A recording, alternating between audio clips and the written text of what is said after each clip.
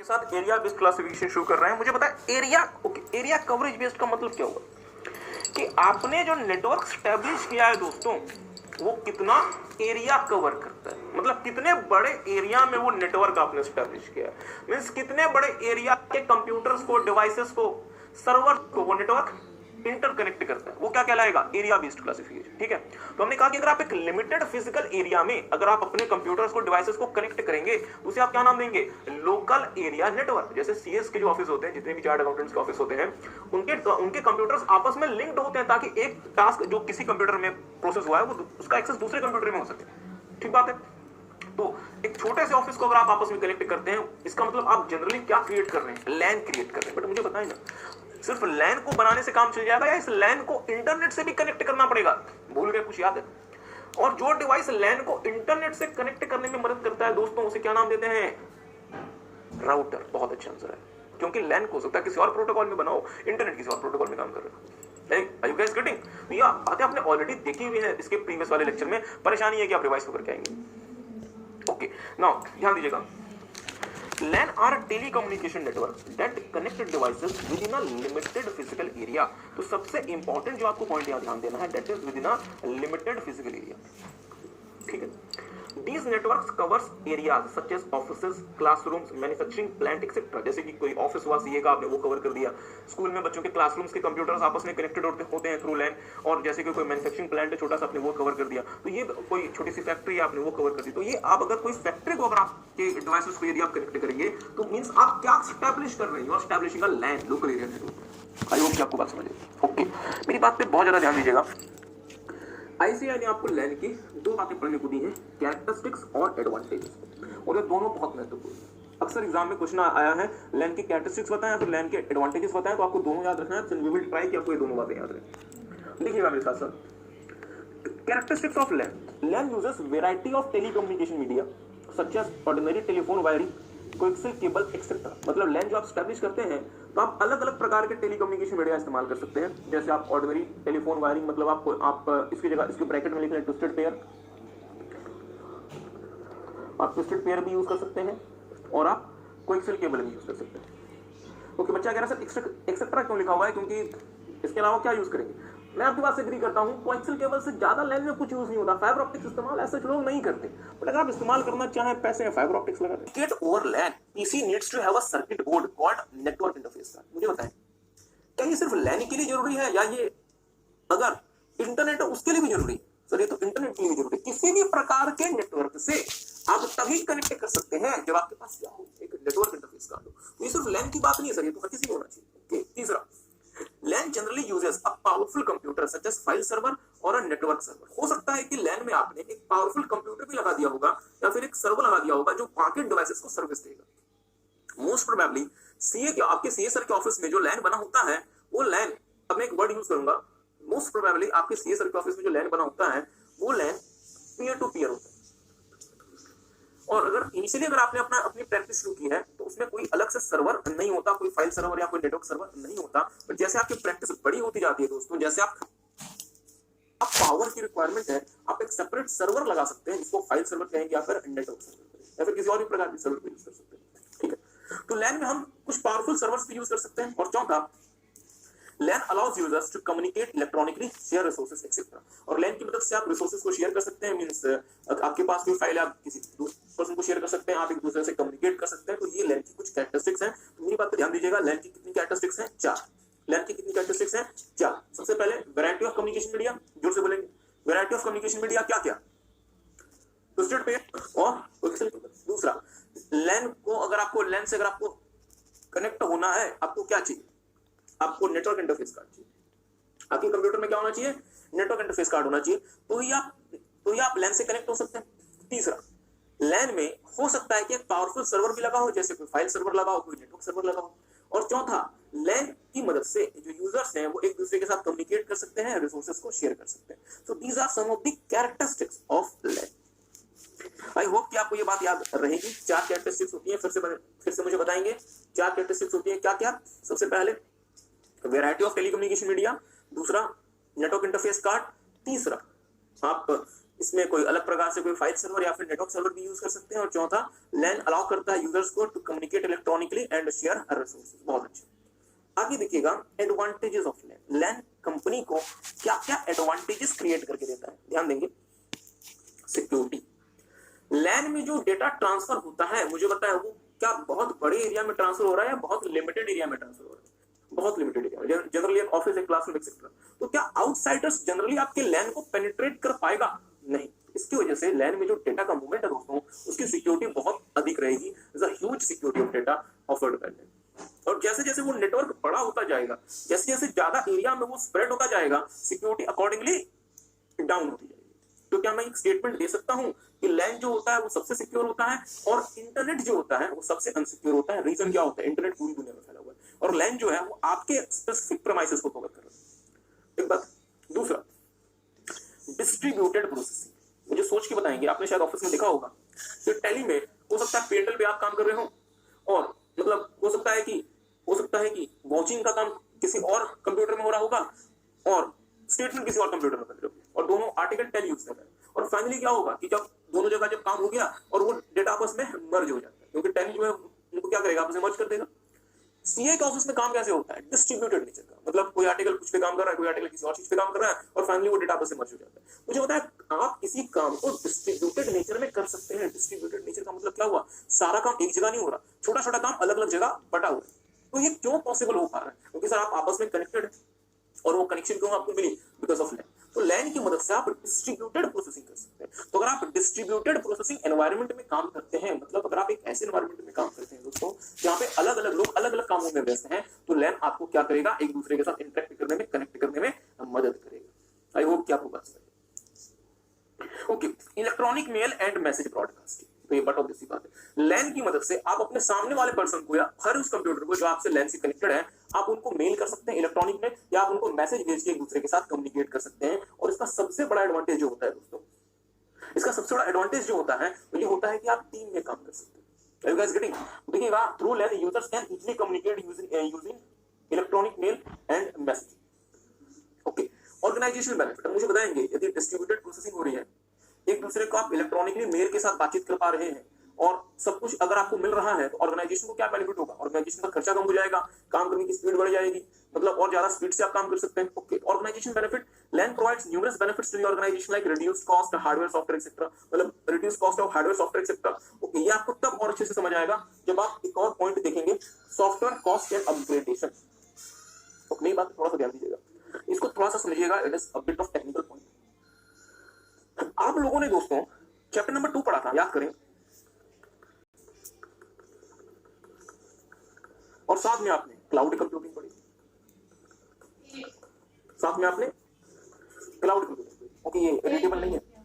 नहीं, आई होप कि आप इसको नोट नहीं कर रहे हैं। चलो मैं फिर से लिख देता हूं। हम बात कर रहे हैं, अब आराम से लिखेंगे, फिर हम बात कर रहे हैं चैप्टर नंबर 2। यहां पे आपने दो चीजें पढ़ी, एक आपने पढ़ा था एप्लीकेशन और दूसरा आपने पढ़ा था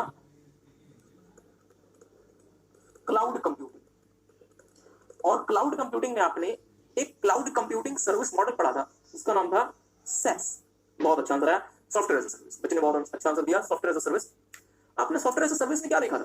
ध्यान दीजिएगा कि मैं क्या करता हूं, मैं एक सर्वर में एक सॉफ्टवेयर इंस्टॉल कर देता हूं और अपने यूजर्स को इस सर्वर का एक्सेस दे देता हूं। इसका फायदा क्या हुआ कि मेरे अलग अलग यूजर्स को वो सर्वर नहीं खरीद, वो सॉफ्टवेयर नहीं खरीदना पड़ा और वो सारा का और वो सॉफ्टवेयर आपने एप्लीकेशन सर्वर या नेटवर्क सर्वर में इंस्टॉल कर दिया और आपने उसका एक्सेस अपने सारे के सारे यूजर्स को दे दिया। Are you guys getting? इसका फायदा ये हुआ दोस्तों कि मुझे सर्वर की सिर्फ एक कॉपी खरीदनी पड़ी और मुझे उसी सॉफ्टवेयर की अलग अलग कॉपीज नहीं खरीदनी पड़ी। तो मेरी जो कॉस्ट है वो सब्सटेंशियली रिड्यूस हो गई। और मैं प्रोसेसिंग करने के लिए कहां जा रहा हूं? इस वाले सर्वर में जा रहा हूं, तो मेरी हार्डवेयर कॉस्ट भी कम हो जाएगी। अब सोच के बताएंगे, मेरे पास एक ऑफिस है, ऑफिस में लेट्स से हम ग्राफिक्स का काम करते हैं, हमें फोटोशॉप की रिक्वायरमेंट होती है। तो मैं फोटोशॉप की अलग अलग कॉपीज खरीदने से अच्छा है कि मैं फोटोशॉप को सर्वर पर इंस्टॉल कर दूं, इसका एक्सेस मैं अपने सारे के सारे जितने हमारे एम्प्लॉयज उनको दे दूं और वो सब देखेंगे। Software cost and upgradation, through LAN entity can use the network version of software, thereby saving cost of acquisition and upgradation related cost। Lost, मतलब आप अपने सर्वर का फिजिकल वर्जन यूज नहीं कर रहे, आपने वो सॉफ्टवेयर कहां इंस्टॉल कर दिया, इसी सर्वर में, और आपने फिर उसका लिंक अपने यूजर्स को शेयर कर दिया, जिसका फायदा ये होगा कि आपके जो एम्प्लॉयज हैं वो सेम ही सर्वर, मतलब वो एक ही कॉपी ऑफ सर्वर को वो अलग अलग समय पे एक्सेस कर सकते हैं।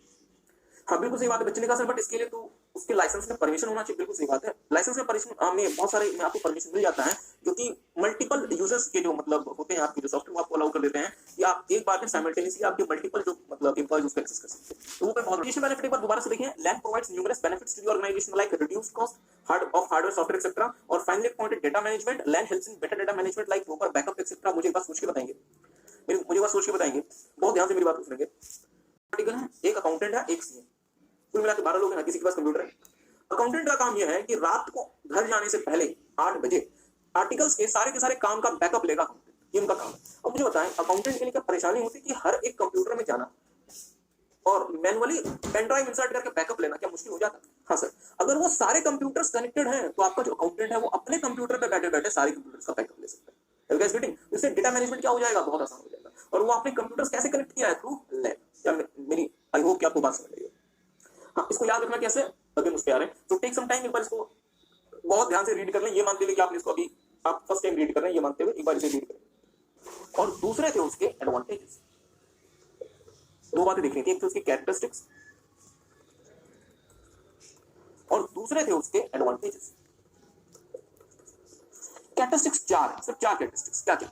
Variety of communication media, users network interface का, तीसरा may use file server network server, चौथा allows enables users to communicate with each other, मतलब इलेक्ट्रॉनिक मेल कर सकते हैं और मैसेज ब्रॉडकास्टिंग कर सकते हैं। तो ये इसकी कैरेक्टरिस्टिक्स थी। एडवांटेजेस को याद रखने के लिए, क्योंकि एडवांटेज बहुत बहुत बहुत महत्वपूर्ण है, तो आपको एक छोटा सा कीवर्ड दे रहे हैं। कीवर्ड क्या है कि आपको रियलिटी बता रहे हैं। आपको जान के हैरानी होगी दोस्तों कि भारत देश में अब बहुत सारे स्पोर्ट्स चैनल है, पहले भी थे, 1990s बीच में रुक गए। तो लैन का एडवांटेज क्या है, लैन याद कैसे रखना है, only DD sports showed everything, मतलब उस पूरी सीरीज में जो भी कुछ हुआ था, जितने भी मैचेस हुए थे, सिर्फ डीडी स्पोर्ट्स को दिखा पाया था। क्यों? क्योंकि डीडी स्पोर्ट्स ने अपने पूरे पूरे ऑफिस को लैन से कनेक्ट किया हुआ। तो ये लैन का क्या बन गया, एडवांटेज बन गया। तो सर कहना क्या चाहते हो, कहना ये चाहते हैं कि आपको कीवर्ड क्या याद रखना है, only DD sports, only DD sports showed everything. ठीक बात है, 6 पॉइंट से तो आपको 6 आपके वर्ड्स बन गए। ओ का मतलब organisation benefits, memory technique for advantages of LAN. Only DD sports showed everything. So here our keywords are O, D, D, S, S, E. O stand for cost of hardware software etcetera. D का मतलब ठीक बात है, 6 point से तो आपको 6 आपके words बन गए। ओ का मतलब organisation benefits like reduce cost of hardware software etcetera. D का मतलब डिस्ट्रीब्यूटेड प्रोसेसिंग, अगर आपकी कंपनी में डिस्ट्रीब्यूटेड प्रोसेसिंग हो रही है तो डिस्ट्रीब्यूटेड प्रोसेसिंग को कौन हेल्प करेगा, लैन हेल्प करेगा। सर जी, फिर दूसरा डी का मतलब data management through LAN, the company have a proper and effective data management, sorry data backup policy. S का मतलब security, LAN offers very high amount of security. इसका मतलब software cost and upgradation, through LAN company can use the network version of software, thereby reducing the network acquisition and upgradation cost। और E का मतलब electronic mail and message broadcasting, through LAN users can communicate with each other through electronic mail और message broadcasting. क्या ये बात याद रहेगी? Okay, नहीं बहुत अच्छा कीवर्ड तो है। अब वीडियो वाले बच्चे सुनेंगे, बच्चे कह रहे हैं सर बहुत अच्छा कीवर्ड है, बहुत अच्छा कीवर्ड तो है। टेली कम्युनिकेशन की जब शुरुआत हुई स्टार्टिंग में, तो क्या भारत और अमेरिका सीधे जुड़ गए थे? या टेली कम्युनिकेशन सबसे पहले एक साइंटिस्ट या रिसर्चर के ऑफिस में बना होगा और ऑफिस में रखे 2 कंप्यूटर्स को आपस में कनेक्ट किया गया होगा कि सर जी ये दोनों कंप्यूटर्स में डेटा ट्रांसफर हो रहा है या नहीं हो रहा, या फिर सबसे पहले आपने भारत और अमेरिका को आपस में जोड़ दिया।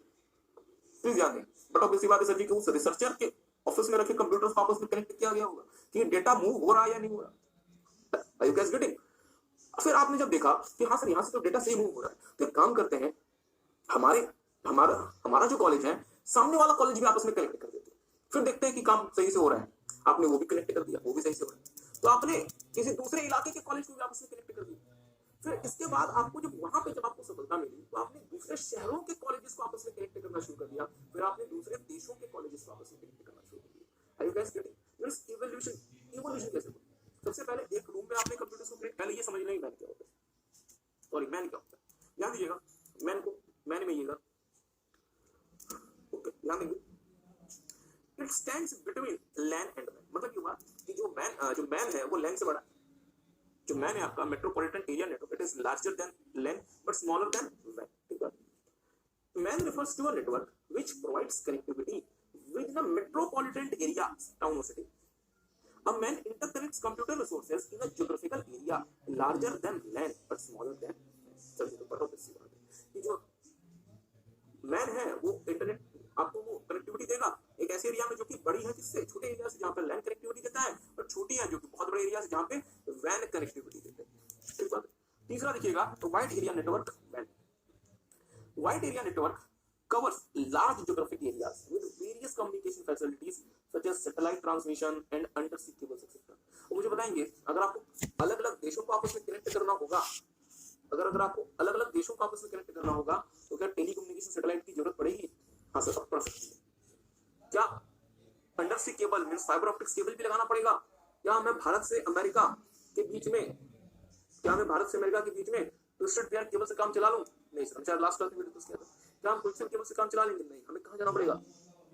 फाइबर ऑप्टिक्स केबल की तरफ, क्योंकि अंडरसी केबल भी कहलाती है, क्योंकि वो आप उसको कहां ले करते हैं, ओशन में ले करते हैं। Are you guys getting? आगे देखिएगा, these networks covers areas such as large city, whole country और even many countries and continents। मतलब यहाँ पे बहुत बड़े लेवल पे कवरेज होती है जहाँ पे अलग-अलग देश भी शामिल हो सकते हैं। ओके, मैं चाहता हूँ कि थोड़ा सा ध्यान दीजिएगा। बिल्डिंग 1 को अगर हम आपस में कनेक्ट करते हैं तो हम कैसे कनेक्ट करेंगे? कनेक्टेड थ्रू लैन। बिल्डिंग 2 और बिल्डिंग 3 को भी यदि हम आपस में कनेक्ट कर दें तो वो कनेक्शन कैसे पॉसिबल है? Connected through man, metropolitan area network. और अगर हम बिल्डिंग 4 और बिल्डिंग 5 को भी आपस में कनेक्ट कर रहे हैं दोस्तों, तो वो कनेक्शन कैसे पॉसिबल है? कनेक्टेड थ्रू वैन या फिर इंटरनेट। आई होप कि आपको ये चले, मैं यहाँ कर देता हूँ, आपको ये ड्राइंग समझ आएगी। चलिए, अच्छी बात है। अब आपको थोड़ा सा ध्यान देना है और ये पढ़ना है difference between LAN, MAN and वैन। सो आई वांट कि एक बार आप इसको पढ़ें, उसके बाद फिर मैं आपके साथ इसको डिस्कस करता हूँ। ओके, चलिए तो मेरे साथ साथ देखिएगा। LAN stands for local area network, MAN metropolitan area network, हाँ इस पे आते हैं। वैन वाइड एरिया, ये तो क्लियर आपको। मुझे बताएंगे सबसे ज्यादा डेटा ट्रांसमिशन की स्पीड कहाँ होगी? बट ऑब्वियस बात है सर, जो सबसे छोटा रहेगा एरिया वहां पे सबसे तेजी से डेटा ट्रांसफर होगा, और इंटरनेट में सबसे स्लो डेटा ट्रांसफर होता है। अब जाके भारत में एमबीपीएस में इंटरनेट की स्पीड है, तो साहब किस जमाने में केबीपीएस चलता था। बट लैन में आप कैसा भी लैन बना लें 10-12 एमबीपीएस मिनिमम स्पीड मिलती है, ठीक है। Data transfer speed high compare to वैन but low compare to LAN और lowest. Geographical area small, moderate and very high. मतलब लैन छोटे एरिया को कवर करता है, लैन जो वो मॉडरेट एरिया को, और जो वैन है वो बहुत सारे बड़े एरिया को। ओनरशिप बहुत इंपॉर्टेंट, मुझे बताएंगे लैन की ओनरशिप जनरली कैसी होती होगी? प्राइवेट।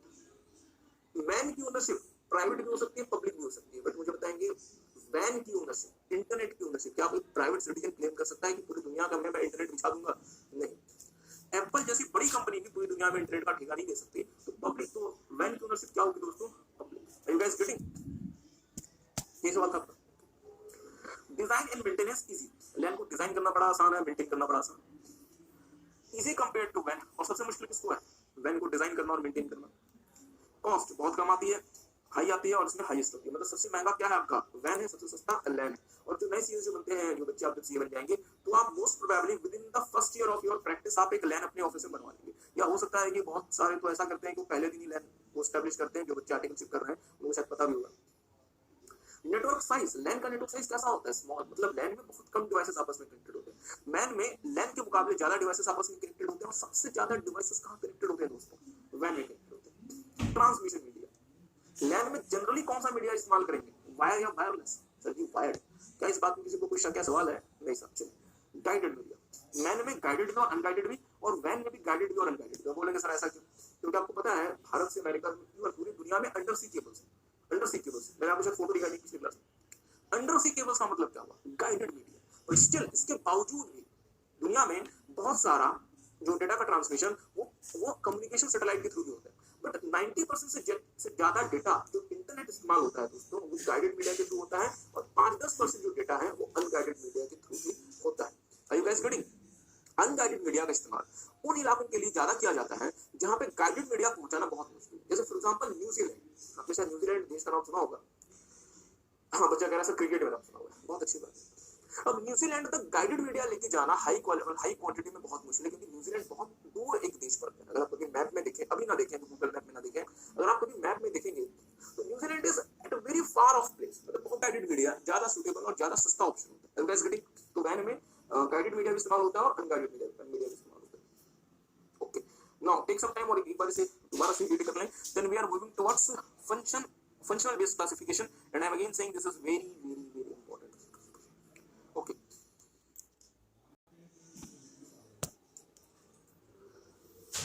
मेरी बात ध्यान दीजिएगा।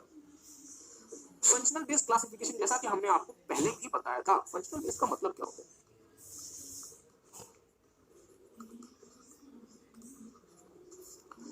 फंक्शनल बेस्ड का मतलब होता है डियर, फंक्शनल बेस्ड का मतलब होता है कि टेलीकम्युनिकेशन नेटवर्क क्या फंक्शन या क्या रोल प्ले करेगा in the computing process.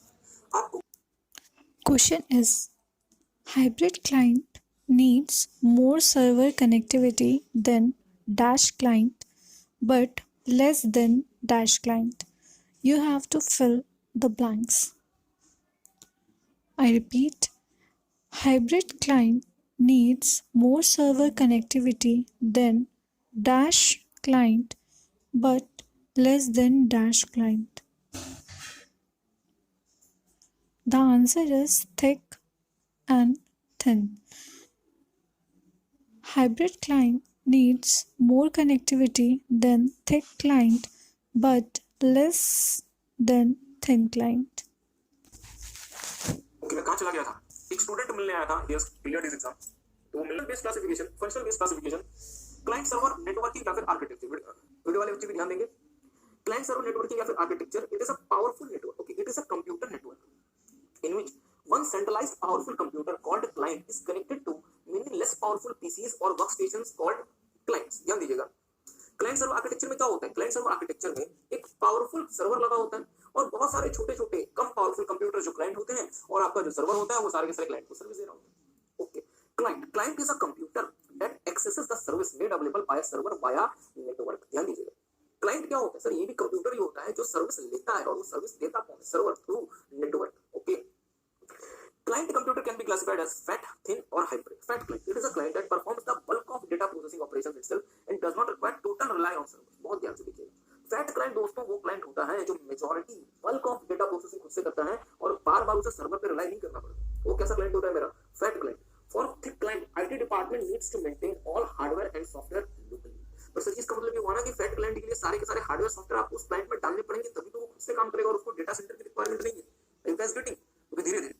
Okay, तो फैट क्लाइंट में या थिक क्लाइंट में सारा का सारा हार्डवेयर सॉफ्टवेयर उसी के अंदर होता है, इसलिए आपके आईटी डिपार्टमेंट को क्या इंश्योर करना पड़ेगा कि सारा 5 मिनट बात करते हैं, फोन में रिकॉर्डिंग कर रहे थे हम। आपको उस क्लाइंट में डालने पड़ेंगे, तभी तो वो खुद से काम करेगा और उसको डेटा सेंटर की रिक्वायरमेंट नहीं है। Are you guys getting? Okay, धीरे धीरे। ओके, तो फैट क्लाइंट में या थिक क्लाइंट में सारा का सारा हार्डवेयर सॉफ्टवेयर उसी के अंदर होता है, इसलिए आपके आईटी डिपार्टमेंट को क्या इंश्योर करना पड़ेगा कि सारा का सारा हार्डवेयर सॉफ्टवेयर उस वाले क्लाइंट में डाल दिया जाए ताकि उसे बार बार सर्वर की रिक्वायरमेंट ना पड़े। Okay, for example personal computer, fat और thick client is most expensive client to be maintained by the entity. तो ये बहुत महत्वपूर्ण है, दिस इज वेरी इंपॉर्टेंट कि किसी भी कंपनी के लिए जो सबसे ज्यादा एक्सपेंसिव क्या है, फैट या फिर थिक क्लाइंट। तो मुझे बताएंगे, अगर इंस्टीट्यूट आपसे क्वेश्चन पूछता है केस स्टडी बेस्ड में, एक कंपनी है जो कि मेजॉरिटी अपना टास्क सेंट्रल सर्वर्स में प्रोसेस कराना चाहती है, उस कंपनी को आप कैसे क्लाइंट को रिकमेंड करेंगे? तो आप क्या आंसर देंगे? हम उसे थिन क्लाइंट की रिकमेंडेशन देंगे, क्योंकि आप अपना मेजॉरिटी टास्क कहां प्रोसेस करेंगे? अपने सर्वर में प्रोसेस करेंगे। नाउ थिन क्लाइंट, ध्यान देंगे, thin client it generally presents process data provided by the server which performs major data processing operation। मतलब ये हुआ दोस्तों कि थिन क्लाइंट में आपका जो सर्वर होता है वही मेजर डेटा प्रोसेसिंग कर रहा होता है, और सर्वर ने जो प्रोसेस कर दिया उसको प्रेजेंट करने का काम आपका क्लाइंट कर रहा होता है। ठीक है, thin client communicates with server more frequently than thick client. Thin client जो होता है वो सर्वर से ज्यादा कम्युनिकेट करता है देन थिक क्लाइंट, क्योंकि थिक क्लाइंट के पास तो अपना सॉफ्टवेयर हार्डवेयर होता है, थिन के पास अपना कुछ नहीं होता।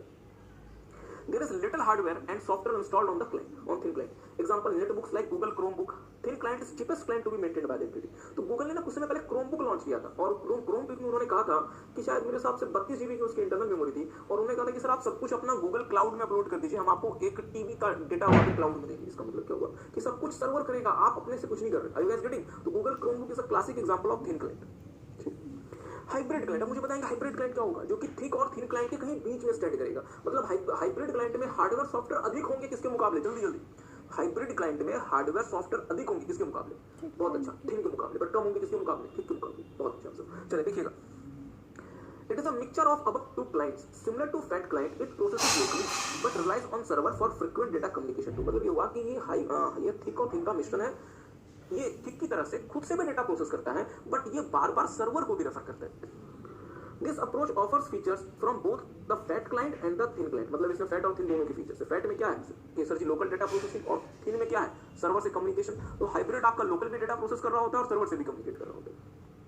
Hybrid client are well suited for video gaming. These clients are more expensive compared to thin but cheaper compared to thick client। अब मुझे बताएंगे अगर आप वीडियो गेम खेल रहे हैं ऑनलाइन तो आपका जो खुद का कंप्यूटर है वो भी डेटा प्रोसेस कर रहा होता है और आपको बार बार अपने गेमिंग कंपनी के सर्वर से भी कनेक्ट होना पड़ रहा होता है क्योंकि अल्टीमेटली ऑनलाइन वो गेम चल रही है। Are you guys getting? और जो हाइब्रिड क्लाइंट है वो थिन के मुकाबले ज्यादा एक्सपेंसिव है और थिक के मुकाबले सस्ता है। तो टेक सम टाइम, एक बार इसे रीड कर लें। हाँ, वीडियो वाले बच्चे किताब से रीड करेंगे और जो हमारे पास अभी आप जो बैठे हुए हैं वो भी स्लाइड से रीड ना करें, किताब से रीड करें।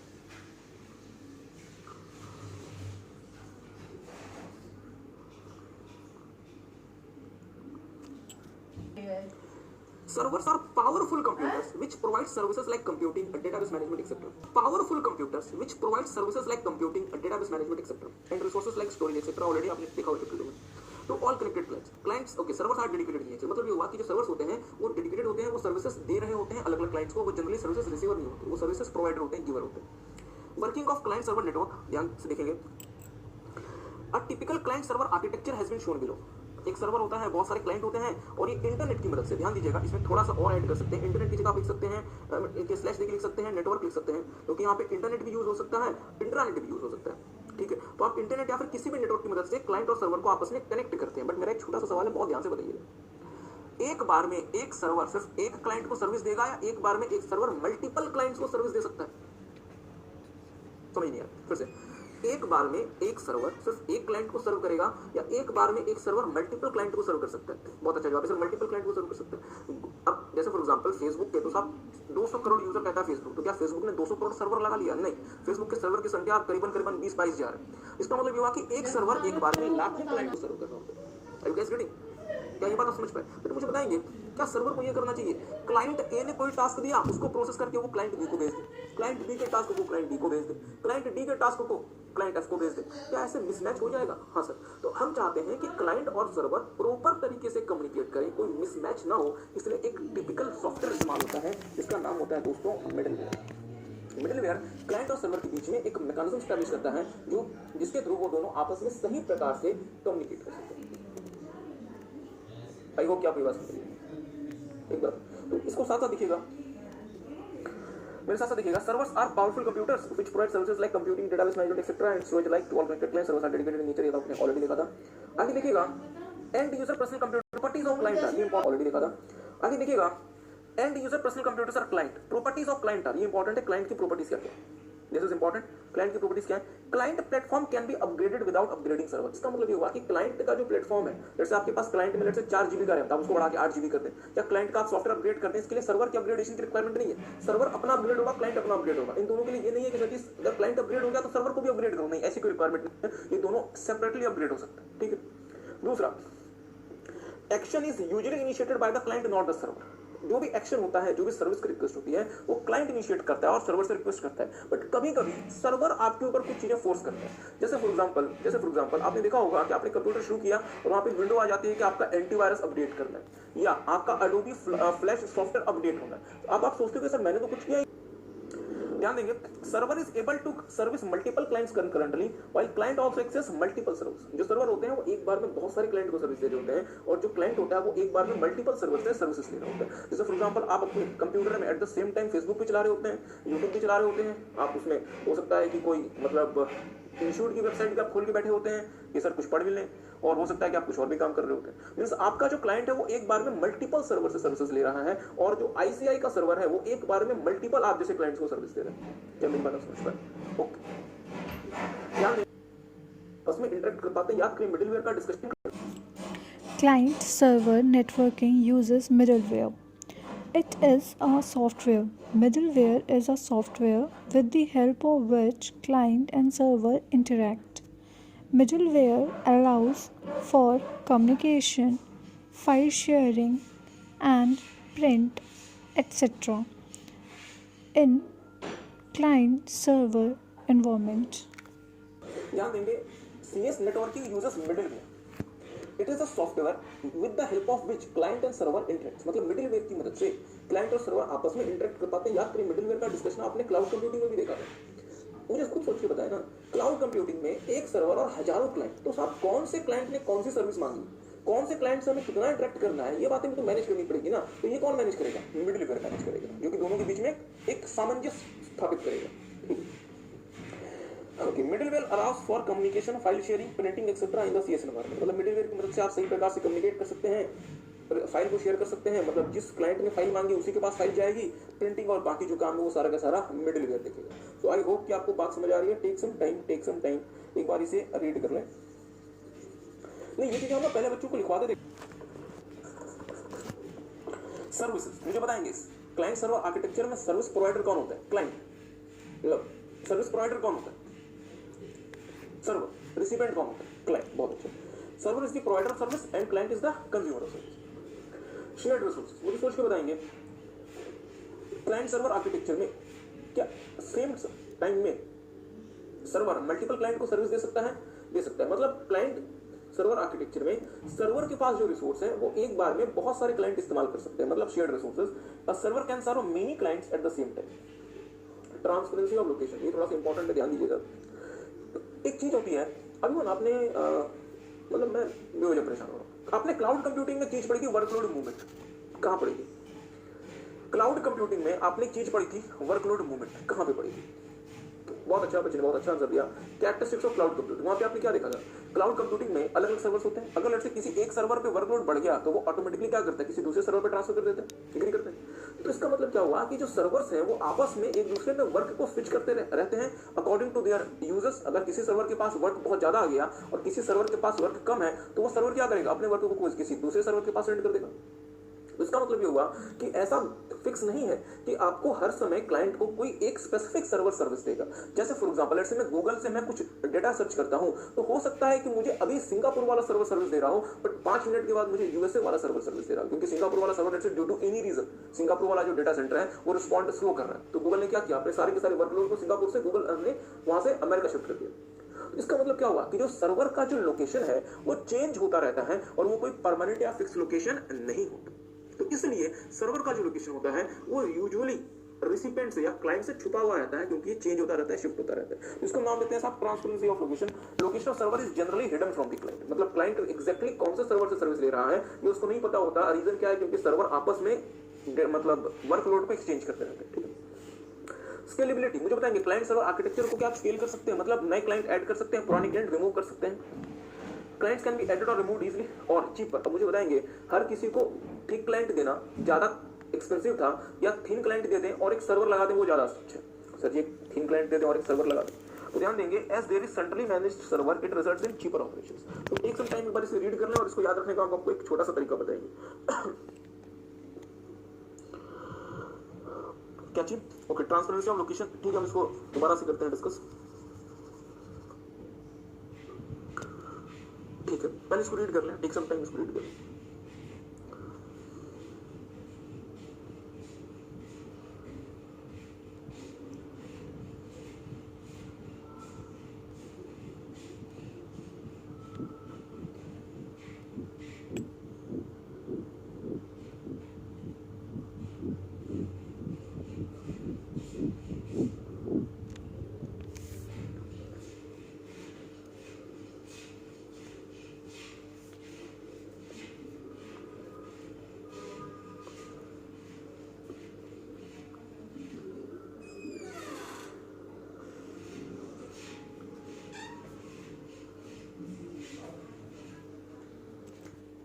ओके हाँ चलें, ट्रांसपेरेंसी ऑफ लोकेशन एक बार फिर से समझिएगा। एक बच्चे का question sir transparency of location को एक बार फिर से समझा दीजिए। एक बात ध्यान दीजिएगा दोस्तों, ट्रांसपेरेंसी ऑफ लोकेशन को थोड़े से बड़े स्केल पे देखिएगा। जैसे फॉर एग्जांपल जैसे कि मैं आपको दिखाया था कि गूगल के अलग अलग देशों में डेटा सेंटर है, जैसे फॉर एग्जांपल सिंगापुर हो गया, चिली हो गया, यूएसए हो गया। अब लेट्स से मैं अभी गूगल के सिंगापुर वाले डेटा सेंटर से कनेक्टेड हूं, मुझे क्या इससे लेना देना है कि मैं सिंगापुर से डेटा रिसीव कर रहा हूं या मैं अमेरिका वाले डेटा सेंटर से रिसीव कर रहा हूं? नहीं, बट लेट्स से मुझे इससे लेना देना है, मान लीजिए मुझे इससे लेना देना है और मैं इसको जानना चाहता हूं, बट फिर भी ये मुझे एक्जैक्टली नहीं पता चलेगा कि करंटली मुझे गूगल का कौन सा डेटा सेंटर सर्विस दे रहा है। उसका रीजन क्या है? उसका रीजन ये है लेट्स से सिंगापुर वाले डेटा सेंटर में वर्कलोड बहुत ज्यादा बढ़ गया, तो गूगल क्या करेगा, उसके पास ऐसे सॉफ्टवेयर हैं जो वर्कलोड को सिंगापुर से यूएस से मूव कर देंगे, बट मुझे सर्विस मिलने में कोई परेशानी नहीं होगी। अंतर सिर्फ इतना रहेगा कि पहले मुझे सर्विस कौन सा मतलब डेटा सेंटर दे रहा था, सिंगापुर वाला, अब मुझे कौन दे रहा होगा, यूएसए वाला। हो सकता है इसके बाद मुझे कौन दे रहा हो 5 मिनट के बाद चिली वाला डेटा सेंटर। इसलिए जो सर्वर का लोकेशन होता है वो चूंकि चेंज होता रहता है, इसलिए वो लोकेशन मुझे एज सच अपरेंटली विजिबल नहीं होता, उससे वो लोकेशन हिडन होता है। ओके ध्यान दीजिएगा। इश्यूज, हाँ याद करने का तरीका बताएंगे, पहले इश्यूज देखें। When server goes down all the computer connected to it becomes unavailable. अगर आपने पूरी की पूरी नेटवर्किंग क्लाइंट सर्वर की बेसिस पे कर दी, सब कुछ क्लाइंट सर्वर की बेसिस पे कर दिया और सब कुछ सर्वर ही करेगा, अगर सर्वर बैठ गया तो सारे कंप्यूटर आपकी तरह से बेकार हो जाएंगे, तो क्या आपने कंप्यूटर्स को काम करने लायक नहीं छोड़ा और आपने पूरा का पूरा डिपेंडेबिलिटी किस पे क्रिएट कर दी थी, सर्वर। और जैसे सर्वर बैठ जाएगा आपके क्लाइंट बेकार हो जाएंगे। बहुत बड़ा रिस्क है। दूसरा, simultaneous access to stock services by many users takes little more time to process। अगर बहुत सारे क्लाइंट एक ही बार में सर्वर से सर्विस की डिमांड कर रहे हैं तो सर्वर का जो रिस्पॉन्स टाइम होता है वो बढ़ जाता है। जैसे फॉर एग्जांपल आपने देखा होगा कि जब आपके रिजल्ट आते हैं, ओके बच्चा कह रहा सर याद नहीं दिला, कोई बात नहीं, जब आपके रिजल्ट आते हैं तो आप जनरली देखते हैं कि इंस्टीट्यूट का, ओके एग्जांपल हमने दिया हुआ है ना चैप्टर नंबर 2 में, तो फिर से सुनो, जब आपके रिजल्ट आते हैं तो आप देखते हैं कि इंस्टीट्यूट का जो सर्वर है वो स्लोली रिस्पॉन्ड करता है। रीजन क्या है? इंस्टीट्यूट के सर्वर तो लेट्स से ये संख्या 1 लाख तक पहुंच जाती है, 1 लाख बच्चे साइट पे पहुंचे, तो आप इंस्टीट्यूट बहुत स्लोली रिस्पॉन्ड करेगा और सर्विस टाइम बहुत ज्यादा इंक्रीज हो जाएगा। ये भी एक परेशानी है client server architecture. Okay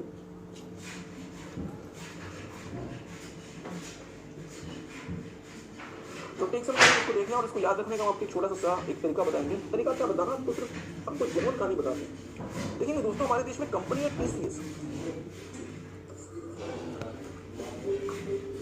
TCS की सर्विसेज स्केलेबल है। इसका रीजन पता है आपको क्या है? Client server architecture. टीसीएस की सर्विस क्यों स्केलेबल है? क्योंकि टीसीएस क्या यूज करता है? Client server architecture. हाँ, डीडी स्पोर्ट्स वाले में आएंगे। टीसीएस की सर्विसेज स्केलेबल है। रीजन क्या है? टीसीएस क्या यूज करता है? Client server architecture. तो कीवर्ड क्या बना? कीवर्ड बना टीसीएस सर्विस स्केलेबिलिटी। स्केलेबल से क्या बना? ओके फिर से देखिएगा, कीवर्ड क्या बना? टीसीएस का टीसीएस, सर्विस की सर्विस और स्केलेबल से scalability. SCLIBILITY। Okay service. So in CS architecture या in CS environment, server is the provider of service and recipient and the client is the consumer. Scalability. Client server architecture is very scalable. More clients can be added or older clients can be removed easily. TCS. T का मतलब transparency of location. In CS architecture, the location of the server is usually hidden from the client. C से क्या था? C था cheaper. In CS architecture, the operation is cheaper due to the central server. और S से क्या था? ध्यान दीजिएगा, ऐसे से क्या था? फिर से सुनिएगा, TCS services scalability. Client server architecture में टीसीएस की सर्विसेज क्या है? स्केलेबल है। उसको याद रखने का तरीका क्या है? क्लाइंट सर्वर आर्किटेक्चर को दोस्तों टीसीएस सर्विसेज स्केलेबल है। तो मेरा आपसे सवाल ये बनता है, टी का मतलब क्या था? Transparency of location. सी का मतलब चीपर। एस का मतलब क्या था? शेयर्ड। चलिए आंसर आ गया, shared resources. TCS client server architecture में जो रिसोर्सेज हैं वो शेयर किए जा सकते हैं। एस का मतलब सर्विसेज से क्या बना? Services. TCS client server architecture में जो क्लाइंट है वो सर्विस का प्रोवाइडर है और जो रिसिपिएंट है वो, और जो ठीक बात है, जो सर्वर है वो सर्विस का प्रोवाइडर है। बच्चा कंफ्यूज कर रहा है, कृपया बातचीत न करें। ओके, क्लाइंट सर्वर आर्किटेक्चर में जो सर्वर है वो सर्विस का प्रोवाइडर है और जो क्लाइंट है वो सर्विस का रिसिपिएंट है। और स्केलेबिलिटी, क्लाइंट सर्वर आर्किटेक्चर आपका स्केलेबल है, नए क्लाइंट्स को आसानी से ऐड किया जा सकता है और पुराने क्लाइंट्स को रिमूव किया जा सकता है। सो टेक सम टाइम, एक बार इसे रीड कर लें, हम आपको एक बार दोबारा से रिवाइज करा देंगे, एक बार इसे रीड कर लें। Memory technique for characteristics of client server architecture. TCS services scalable. TCS service scalable. T stand for transparency of location. C stand for cheaper. S stand for shared resources. Services stand for services, and scalable से बन गया scalability. So here service